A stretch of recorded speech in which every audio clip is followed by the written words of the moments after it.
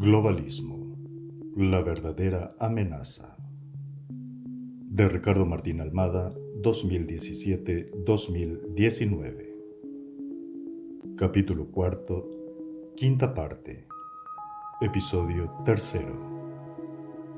Influencia de la banca sionista Rothschild en la historia.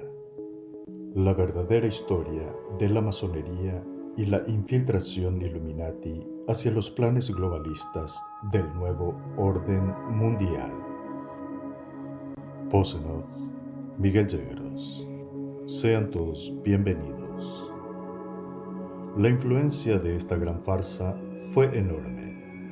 Las constituciones de Anderson fueron traducidas al francés, alemán, italiano a comienzos de la década de 1730, cuando la logia creció en Europa y en Estados Unidos.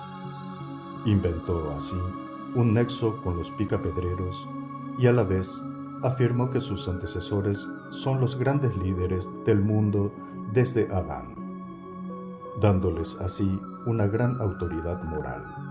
Con esta constitución nueva surge este patrón de Londres como centro de otras logias, estableciéndolas deliberadamente bajo una estructura centralizada, con una cierta calidad de control. En el capítulo cuarto, primera parte, veíamos que con el origen judío ocurre algo similar, y tenemos un patrón de comportamiento bastante tramposo. Los levitas redactaron una historia en Babilonia después de una supuesta expulsión de Jerusalén, que después les dio legitimidad y poder moral sobre los demás. Las bases de la primera logia entonces son falsas y fue creada. Nadie cree en coincidencias a estas alturas, casi a la par del Banco de Inglaterra. Y aquí es donde se pone todavía más interesante, ya que hacia 1725 surge otra masonería contraria a la masonería inglesa, con objetivos políticos opuestos.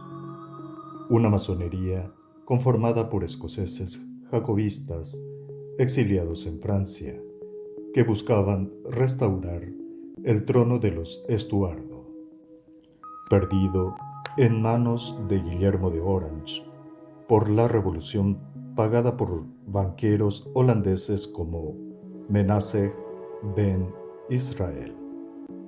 La existencia de esta masonería escocesa exiliada en Francia delata aún más el origen espurio de la masonería inglesa dominante hoy en día.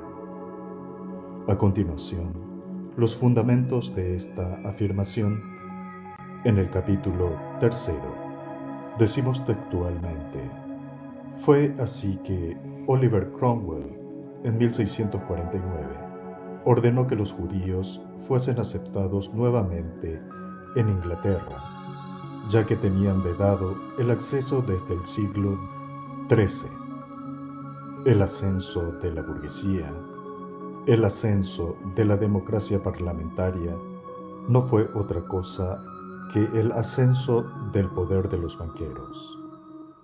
Esto originó las guerras civiles inglesas que se extendieron durante casi una década y que resultaron en el regicidio de la familia real y de cientos de miembros de la genuina nobleza inglesa. Esta genuina nobleza inglesa era la que los masones jacobistas escoceses exiliados en Francia querían restaurar. El resultado, en los siguientes 50 años, se apropiaron de una milla cuadrada de Londres conocida hoy como la City of London, la City, el primer Wall Street.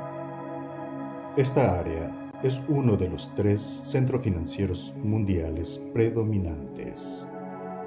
Conflictos con los Estuardo, que recuperaron temporalmente el trono, llevaron a los cambistas ingleses a combinarse nuevamente con aquellos de los Países Bajos para financiar la invasión de Guillermo de Orange, quien se deshizo finalmente de los Estuardo en 1668 y accedió al trono inglés.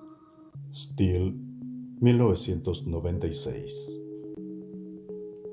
Inglaterra, en ese momento estaba en una pobre condición después de más de 50 años de guerra con Francia y los Países Bajos, y el nuevo rey, William III de Orange, pidió ayuda a diversos banqueros poderosos.